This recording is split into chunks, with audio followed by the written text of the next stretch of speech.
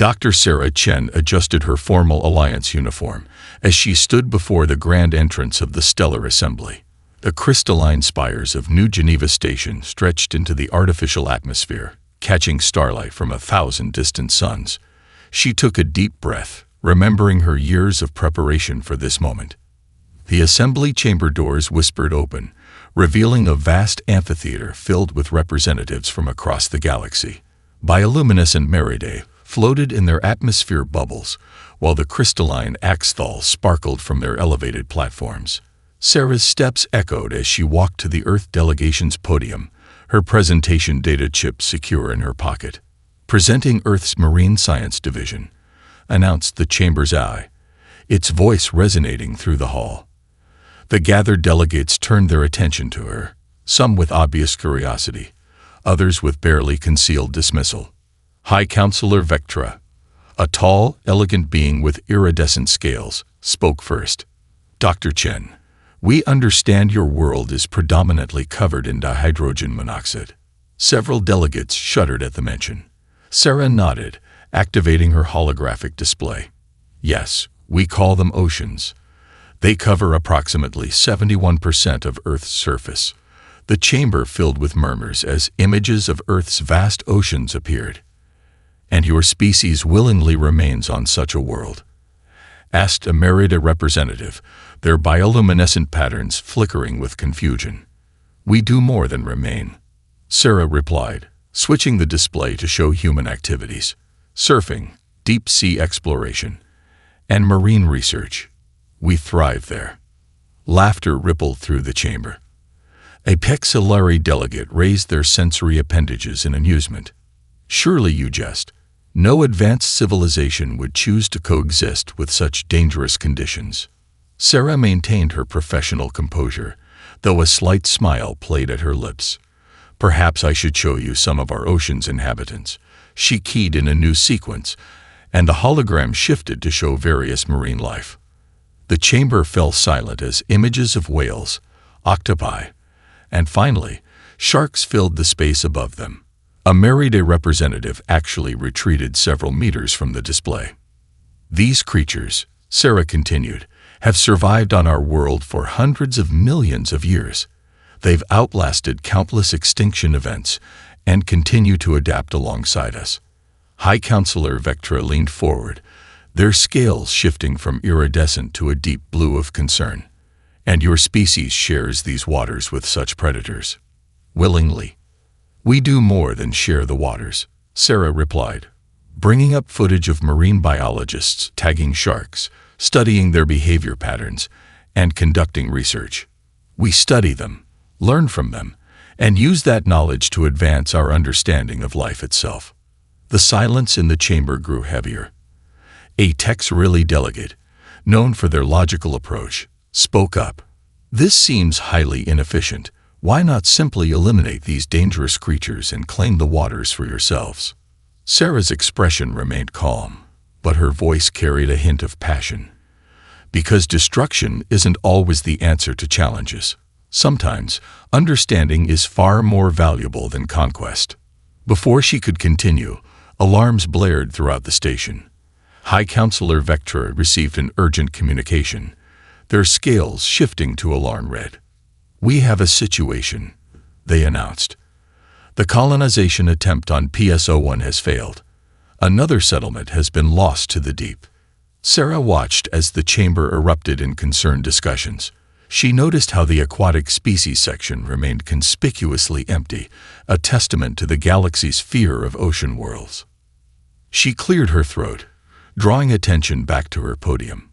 Perhaps, she said carefully, Earth's experience with challenging marine environments could be of assistance.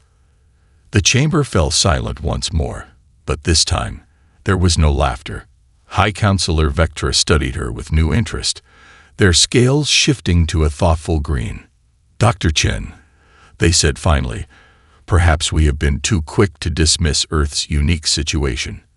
Would you be willing to share more about how your species has adapted to such challenging conditions? Sarah smiled, remembering all the times humanity had turned apparent disadvantages into strengths. I would be honored, she replied, already planning how to show them that Earth's oceans hadn't made humanity weak. They had made them exceptional. The emergency session of the Stellar Alliance convened within hours of the PS-01 disaster. Dr. Sarah Chen studied the holographic display, showing the water planet's swirling azure surface, marbled with deeper indigo trenches. The latest failed settlement glowed as a red marker in the projection, joining 5 others scattered across the globe. 6 attempts, High Counselor Vectra announced, their scales a somber gray. 6 advanced colonies, lost to the depths. The latest expedition disappeared 3 standard hours ago. All communication suddenly ceased. Sarah raised her hand, drawing attention from the assembled delegates. What protection systems were they using? A Tex Relay representative activated their data stream. Standard void shield technology, rated for deep space. Nothing penetrated their barriers. Nothing we detected, Sarah corrected gently. Earth's oceans taught us that what we can't detect is often more dangerous than what we can. The chamber's atmosphere shifted as delegates exchanged uncertain glances. A Meride representative pulsed with skepticism. You suggest your primitive Earth methods would succeed where our advanced technology failed. Sarah stepped forward, interfacing her data pad with the central hologram. The image of PS-01 was replaced by Earth's Pacific Ocean depths. Look at these pressure readings from our Mariana Trench. The environments are remarkably similar. High Counselor Vectra's scales flickered with interest. You've successfully established research stations at such depths. We have, Sarah confirmed, showing footage of deep-sea laboratories. But we didn't start there. We learned, adapted, and most importantly, we studied the life around us. The Pexilari delegate chittered nervously. Surely you don't suggest studying whatever destroyed our settlements. That's exactly what I'm suggesting, Sarah replied, her voice firm. On Earth, we learned that understanding our ocean's predators was more valuable than fearing them. The chamber erupted in multilingual objections. High Counselor Vectra raised their hands for silence. Dr. Chen, what exactly are you proposing? Sarah took a deep breath. I request permission to lead an Earth-based expedition to PS-01. We'll use our marine research protocols, bringing equipment and methods developed through centuries of ocean exploration. Impossible, a Tex Relay objected. The resource investment alone would be less than what you've already lost, Sarah interrupted, displaying the cost estimates of the failed colonies. We'll start small. 1 research station, minimal crew, maximum observation. The Meride representative pulsed rapidly. And if you encounter the entities that destroyed our settlements? Sarah smiled, activating 1 final hologram, footage of her team tagging great white sharks. Then we'll do what humans have always done. We'll study them, understand them, and find a way to coexist. Silence fell over the chamber as the delegates watched humans working alongside Earth's apex predators. High Counselor Vectra's scales shifted through various colors before settling on a decisive blue. Dr. Chen, your proposal is unprecedented, they said carefully. What resources would you require? Sarah had prepared for this moment. My core research team, Earth-designed pressure vessels, and our specialized sensor array. We'll also need access to all data from the previous attempts. And how long would this initial assessment take? 3 Earth months, Sarah replied confidently. If we haven't made significant progress by then, we'll withdraw. The chamber filled with murmurs as delegates discussed the proposal. Sarah waited patiently, knowing she had presented humanity's best chance at solving the mystery of PS-01. Finally, High Counselor Vectra spoke. The Alliance will put it to a vote. Those in favor of authorizing Dr. Chen's Earth-based expedition. To Sarah's surprise, the majority of light indicators turned green. Even the skeptical Merida representative had agreed. Dr. Chen, Vectra announced, their scales now shimmering with hope. You have 48 standard hours to assemble your team and equipment. The Alliance will provide transport to PS-01. As the chamber began to empty, the Pexilari delegate approached Sarah. Your species truly believes you can succeed where others failed. Sarah thought of Earth's oceans, of all they had taught humanity about survival, adaptation, and respect for the unknown. "We don't just believe it," she replied. "We're counting on it." Sometimes, the most dangerous environments create the best teachers. She left the chamber already planning her team selection, knowing that humanity's greatest challenge might also be their greatest opportunity to prove their worth to the galaxy. The lecture hall of the Stellar Alliance's Science Division fell silent as Dr. Sarah Chen adjusted the holographic display. Her research team stood ready beside their specialized equipment, each member chosen for their extensive experience with Earth's most challenging marine environments. "Before we discuss our approach to PSO-1," Sarah began, "we need to understand why Earth's oceans made humanity uniquely qualify for this mission." She gestured, and the hologram filled with images of prehistoric Earth. Dr. James Rodriguez, her chief evolutionary specialist, stepped forward. "This is Earth, 400 million years ago. Notice these creatures." He highlighted several ancient shark species. They were already perfectly adapted to ocean life when most species were still struggling to leave the water.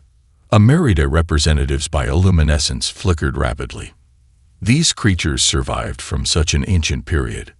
Not just survived, Sarah corrected, advancing the timeline. They thrived through 5 mass extinction events. When the skies darkened and the earth cooled, sharks endured. When asteroids struck and continents shifted, sharks adapted. The hologram shifted to show modern great whites, tiger sharks, and hammerheads. Dr. Maya Patel, their marine biology expert, took over the presentation. These are their descendants, every feature refined by millions of years of evolution. Sarah noticed High Counselor Vectra's scales shifting to a deep blue of fascination, and humans studied these creatures, despite the obvious dangers. "We did more than study them," Sarah replied, activating the next sequence. The hologram showed humans in specialized diving gear, working alongside various shark species. "We learned to understand their behavior patterns, their social structures, their hunting techniques." Dr. Rodriguez highlighted specific footage of research teams tagging sharks. "Every encounter taught us something new. Their skin inspired our most efficient hull designs. Their sensory organs led to breakthroughs in navigation technology." A Texrili delegate raised their appendages in confusion. "You willingly approached such predators, without defensive shields." Dr. Patel smiled, stepping closer to the hologram. "Sometimes, the best defense is understanding. Watch this footage." The display showed a research team conducting a behavioral study, moving calmly among a group of sharks. "Notice their movements," Sarah pointed out. "Slow, deliberate, respectful." "We learned that most predators don't attack out of malice, but out of instinct or necessity." The chamber stirred as the implications sank in. A young Axthal representative spoke up, their crystalline form catching the light. "You suggest we approach PSO-1's entities with the same methodology." "Exactly," Sarah confirmed, bringing up the latest data from the water planet. "Look at the pattern of the lost settlements. They weren't destroyed randomly. There's a purpose we're missing." Dr. Rodriguez highlighted several data points. The attacks always occurred after the colonies reached a certain size. Just like on Earth, when human activity began to encroach on shark territories. "But these are alien creatures," protested the Merida representative. "How can Earth protocols possibly apply?" Sarah's expression grew serious. "Because some principles are universal. All creatures act according to their nature. Understanding that nature is the key to coexistence." The hologram shifted one final time, showing successful marine research stations on Earth. These facilities exist in harmony with their environment, including the predators around them. "We didn't achieve this through superior technology or force. We achieved it through patience, observation, and respect." High Counselor Vectra's scales had shifted to a thoughtful green. "And you believe this approach will work on PSO-1? "I believe it's our best chance," Sarah replied. "We've prepared specialized observation equipment based on our shark research protocols. Instead of trying to keep everything out, we'll focus on understanding what's already there." The chamber erupted in discussion, but Sarah noticed a change in the tone. The earlier dismissal had been replaced by cautious interest. Even the skeptical Texrilli were studying the Earth research data with new attention. Dr. Chen, Vectra announced, their scales now shimmering with decisive purple. Your approach is unconventional, but your results are undeniable. The Alliance grants full approval for your methodology on PSO1. As the delegates filed out, Sarah caught fragments of their conversations. Discussions of Earth's oceans, questions about shark behavior, and for the first time, hope for the PSO1 mission. She smiled, knowing that humanity's long relationship with Earth's apex predators might just hold the key to their greatest interstellar challenge yet. The engineering bay of the Stellar Alliance's flagship hummed with anticipation as Dr. Sarah Chen and her team prepared their equipment demonstration. Rows of alien engineers and scientists watched intently as technicians wheeled out the first prototype, designed for PSO1's depths. What you're looking at, Sarah began, running her hand along the sleek hull, is the result of millions of years of natural engineering. She activated a microscopic display, showing the surface structure. This isn't just a copy of shark skin, it's an evolution of their design. Dr. Yasmin Khan, their biomechanics specialist, stepped forward. Observe these patterns, she said, highlighting the microscopic ridges. Shark skin isn't smooth. It's covered in tiny tooth-like structures called dermal denticles. They reduce drag, prevent bacterial growth, and enhance maneuverability. A Texrilli engineer raised their appendages. Our void shields provided perfect protection. How could this biological design possibly surpass our technology? Sarah nodded to Dr. Khan, who activated a simulation. Watch what happens when we subject both designs to PSO1's pressure conditions. The holographic display showed two vessels descending. The void-shielded craft generated significant turbulence, while the shark-inspired hull slipped through the water with minimal disruption. Efficiency, Dr. Khan explained, isn't about brute force. It's about working with the environment, not against it. High Counselor Vectra's scales shifted to an intrigued azure. And these denticles, they prevent resource-consuming organisms from attaching. Better than that, Sarah replied, switching to live footage from Earth's deep-sea stations.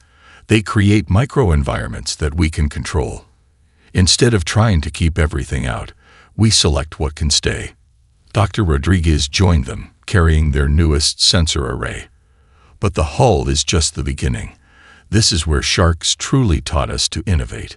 He activated the device, and the chamber filled with a complex web of electromagnetic fields.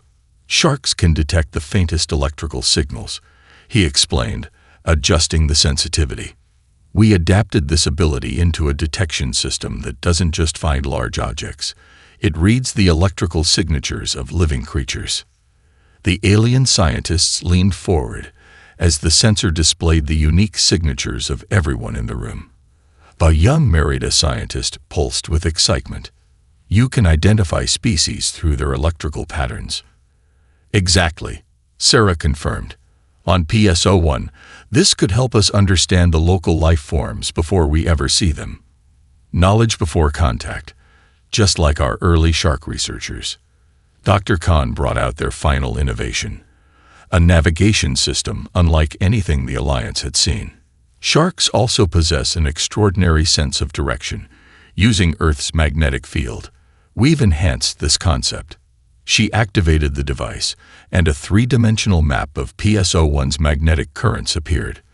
By following these currents, she explained, we can navigate more efficiently than any previous expedition.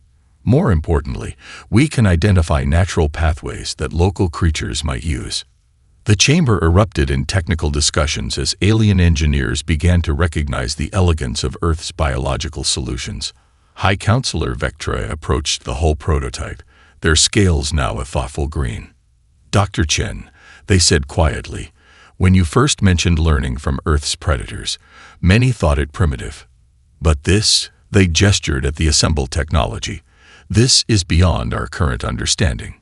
Sarah smiled, remembering her first dive with sharks. Sometimes the best teachers are the ones that have survived the longest. Sharks haven't just survived, they've perfected their place in the ocean's ecosystem. A Pixelary scientist raised an important question. But will these Earth-based innovations work in alien waters? That's the beauty of biomimicry, Sarah replied. We're not copying sharks exactly. We're learning from their principles: efficiency, adaptation, and harmony with the environment. These concepts are universal. As the demonstration concluded, Sarah noticed a significant shift in the atmosphere. The earlier skepticism had been replaced by genuine interest. Several alien engineers were already discussing potential applications of shark-inspired technology in their own fields. High Counselor Vector's scales had shifted to a decisive gold. Dr. Chen, your team has exceeded our expectations. The Alliance formally approves these innovations for the PS-01 mission. Sarah nodded, knowing that this was just the beginning. As she watched alien scientists examining their equipment with new respect, she couldn't help but smile. Earth's ancient predators were about to help humanity make their mark among the stars. The research station, Nautilus, hung suspended in PS-01's twilight zone, its shark-inspired hull gleaming in the filtered alien sunlight. Dr. Sarah Chen stood at the observation dome, watching bioluminescent particles drift past like earthly snow. Primary sensors are picking up something interesting, Dr. Khan reported from her station. Large electromagnetic signatures, moving in regular patterns about 3 kilometers below us. Sarah studied the sensor display, noting the familiar rhythmic movements. Remind you of anything, James? Dr. Rodriguez adjusted the sensitivity. Similar to shark migration paths on Earth. Look at how they're following these magnetic currents we mapped. Status update from the surface. Maya's voice crackled through the comm. Alliance Command is requesting our first week's data package.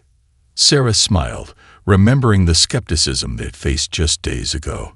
The shark-inspired hull design had already proven its worth, allowing them to descend deeper than any previous expedition. Send them everything, Sarah instructed, including the biomimetic readings from the Wait. She paused, focusing on a new pattern emerging on the sensors. Are you seeing this? The electromagnetic display showed dozens of new signatures, larger than anything they'd detected before. They moved with deliberate precision, following complex patterns that reminded Sarah of hunting formations. Multiple contacts, Dr. Khan announced, her voice steady despite the tension. They're rising from the trenches. Estimated size, significantly larger than Earth's largest sharks. Sarah activated the station's adaptive camouflage, another innovation inspired by marine life. All teams, Observation Protocol Alpha. Remember your training. No sudden movements, no aggressive postures. The first creature emerged from the darkness, its massive form illuminated by patches of bioluminescence that pulsed in hypnotic patterns. Unlike the previous expedition's fear-driven responses, the Nautilus team watched in fascinated silence. Recording all frequencies, Dr. Rodriguez whispered, "The bioluminescent patterns, they're communicating." More creatures appeared, surrounding the station in a display that would have terrified the previous settlers. But Sarah's team had spent years studying Earth's apex predators. They recognized investigation rather than aggression. Look at their movement patterns, Sarah noted.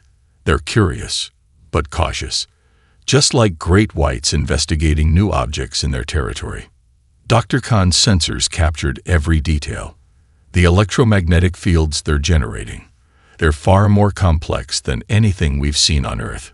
It's almost like a language. Sarah finished. They're not just communicating through light. They're using electromagnetic pulses. One of the creatures approached the observation dome, its massive eye studying the humans inside. Sarah stood her ground, maintaining calm eye contact just as she had with countless sharks. "Send the passive acoustic signal," she instructed. "Let's show them we can communicate without threatening their space." The station emitted a carefully modulated series of pulses based on the patterns they'd observed. The effect was immediate. The creature's bioluminescence shifted to new patterns, and their electromagnetic signatures changed frequency. "They're responding," Dr. Rodriguez reported excitedly. "The patterns are similar to their own communication methods." Sarah watched as the creatures began a complex dance around the station, their lights and electromagnetic fields creating an otherworldly symphony. This is why the other expeditions failed, she realized. They tried to keep these beings out, never giving them a chance to make contact.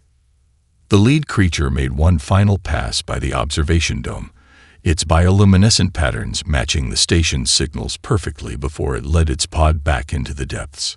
"Send a priority message to Alliance Command," Sarah instructed, unable to keep the excitement from her voice. "Tell them we've made first contact with PSO-1's dominant species, and add a personal note. Sometimes the best way to handle predators is to learn their language rather than fear their teeth." As the team compiled their observations, Sarah remained at the dome, watching the lingering bioluminescent trails. Earth's oceans had taught humanity how to approach the unknown with respect rather than fear. Now those lessons were opening doors across the galaxy. "Prepare the deep-sea drones," she announced. "It's time to learn what else PSO-1's oceans can teach us." 3 weeks into their mission, the Nautilus Research Station had become a hub of unprecedented discoveries. Dr. Sarah Chen reviewed the latest footage from their deep-sea drones, watching as the bioluminescent creatures, now named Luminox by the team, interacted with their observation equipment. "They're deliberately guiding the drones," Dr. Rodriguez noted, highlighting the footage. "See how they use their electromagnetic fields to direct them away from certain areas." Sarah nodded, marking the coordinates, just like how shark behavior near reefs often indicates hidden dangers. "Maya, what are the environmental readings from those restricted zones?" Dr. Petal consulted her instruments. "Extreme pressure variations, intense magnetic disturbances. They're protecting us, Sarah. Just like we theorized. They're not hostile. They're territorial with a purpose." The station's alert system chimed softly as a pod of Luminox approached. Their bioluminescent patterns had become familiar over the weeks. This particular sequence indicated curiosity rather than concern. "New behavior pattern emerging," Dr. Khan reported from the sensor array. "They're forming a configuration we haven't seen before. They're creating a moving corridor." Sarah watched as the massive creatures aligned themselves in 2 parallel lines, their bioluminescence pulsing in synchronized patterns. "They want us to follow them. Prepare the mobile observation pod. Alliance Command might consider this too risky," Dr. Rodriguez cautioned, though he was already preparing the equipment. "The Alliance sent us here to understand," Sarah reminded him. "Sometimes understanding requires trust. Maya, you're with me in the pod. Yasmin, James, monitor everything from here." The observation pod, another shark-inspired design, slipped smoothly into the alien waters. The Luminox adjusted their formation, creating a protective escort around the human vessel. "Their electromagnetic signatures are shifting," Maya reported, studying the readings. "They're actively dampening the pressure waves around us. These beings aren't just intelligent. They're technological in ways we never imagined." The journey took them deeper than any previous exploration, the pod's hull adapting to the increasing pressure just as shark scales flex and adjust to changing conditions. Finally, the Luminox led them to an area where the water itself seemed to glow. "Bioluminescent microorganisms," Sarah breathed, watching the spectacular display. "But they're organized. Look at the patterns. These aren't random colonies." Maya's instruments were recording everything. "They're farming them, Sarah. The Luminox are cultivating these organisms. The light patterns, they're almost identical to the communication sequences we've been studying." The lead Luminox approached their pod, its massive form gentle in the glowing waters. It extended a tendril of bioluminescence, touching the pod's hull in a deliberate pattern. "They're not just showing us their territory," Sarah realized. "They're showing us their civilization. This is why they destroyed the previous settlements. They were protecting this ecosystem." The journey back to the Nautilus was filled with new discoveries as the Luminox continued to share glimpses of their world. When they finally docked, Sarah immediately began preparing their report for Alliance Command. "This changes everything," Dr. Rodriguez said, reviewing their data. "Not just for PSO-1, but for how we approach aquatic worlds throughout the galaxy." Sarah agreed, remembering those first dismissive laughs at the Alliance conference. The previous expeditions failed because they saw only the danger.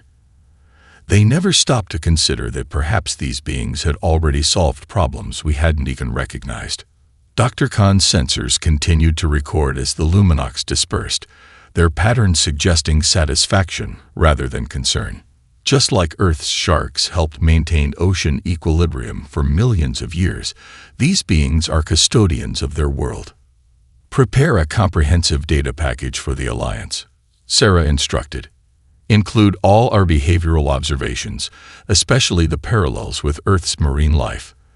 It's time to show the galaxy that understanding predators isn't just about survival. It's about learning from them." As the team compiled their findings, Sarah returned to the observation dome.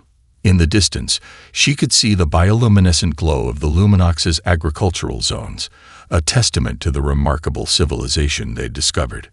Sometimes, she murmured, the best way to face the unknown is to remember that every creature, no matter how dangerous it might appear, has its own story to tell. We just need the courage to listen. The Stellar Alliance Emergency Session Chamber buzzed with excitement as Dr. Sarah Chen presented their groundbreaking findings from PSO-1. High Counselor Vectra's scales shimmered with an unprecedented rainbow of colors as they reviewed the data. "Remarkable," the High Counselor announced. "In 1 month, your team has achieved more than 6 previous expeditions combined. The Luminox aren't just intelligent, they're advanced ecosystem engineers." Sarah nodded, displaying the holographic recreation of the bioluminescent farming zones. "Their methods of cultivating these organisms could revolutionize our approach to sustainable aquatic food production. But that's just the beginning." Dr. Khan stepped forward, presenting their latest innovation. "We've adapted our sensor technology based on Luminox communication patterns. The new system doesn't just detect electromagnetic fields, it can interpret them." The chamber erupted in astonished murmurs as she demonstrated, showing how the Luminox used electromagnetic frequencies to maintain their vast underwater networks. "This is why previous settlements failed," Sarah explained. "Their void shields disrupted these communication networks. Imagine building a city that blocked all radio waves on Earth. The disruption to society would be catastrophic." A Merida representative pulsed with interest. "You suggest we could adapt our technology to work within their existing systems?"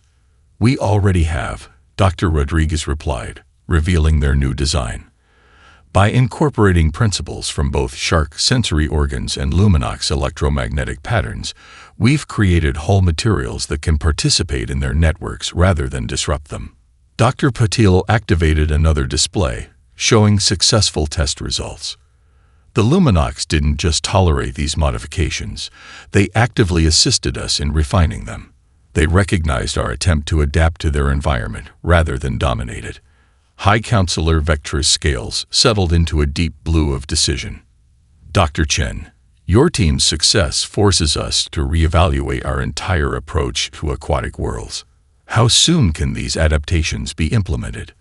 "We've prepared complete technical specifications," Sarah responded, sharing the data packages. "But more importantly, we've established protocols for future contact with aquatic species based on our experience with Earth's marine life." The Texrili delegate, once their harshest critic, raised their appendages in acknowledgement. "Your species' experience with dangerous creatures has proven invaluable. Perhaps we should reconsider other Deathworld adaptations as well." Sarah smiled, remembering their initial mockery of Earth's oceans. "Every challenge is an opportunity to learn. The Luminox taught us as much about our own oceans as we learned about theirs." "Elaborate," High Counselor Vectra requested, their scales shifting to an interested purple. "Their electromagnetic communication networks," Sarah explained, "made us realize that Earth's sharks might be using similar systems we haven't fully understood. We're already planning new studies based on what we learned from the Luminox." Dr. Khan displayed the latest data from Earth. Preliminary scans suggest many of our marine species may be communicating in ways we never detected before.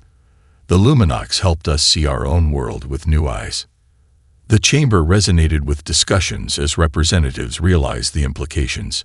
Sarah's team had not just solved the PS01 mystery. They had opened new avenues of research across the galaxy.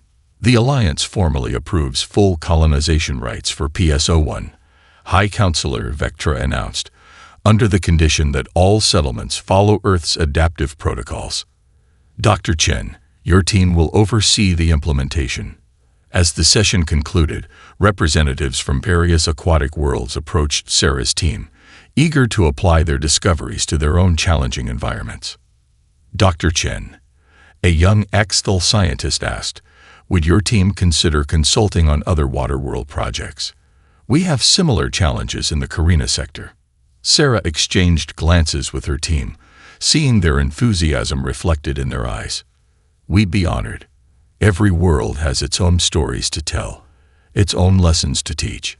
Sometimes the most dangerous environments offer the greatest insights."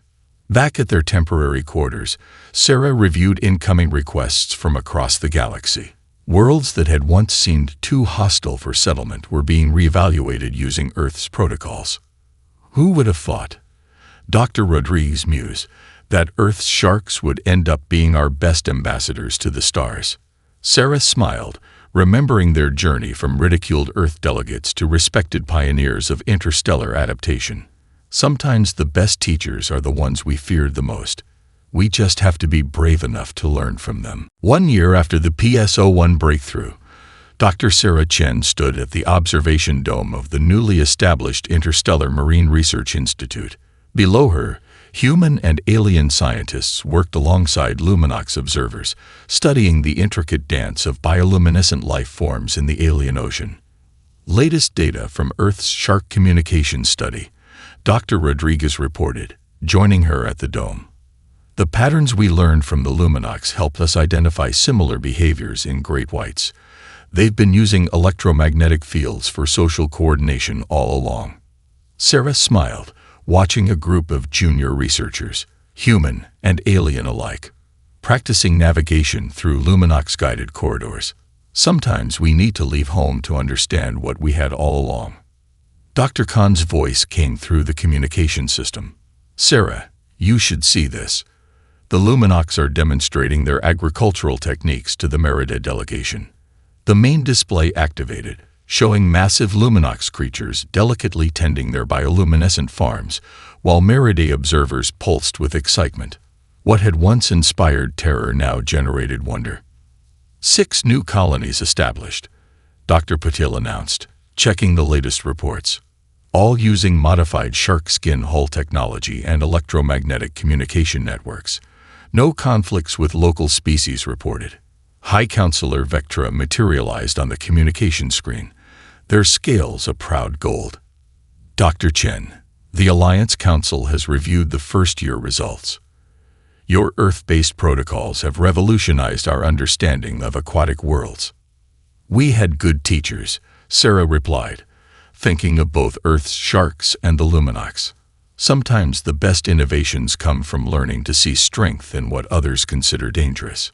The Council had already approved funding for 3 new research institutes on different water worlds, all based on the principles developed by Sarah's team.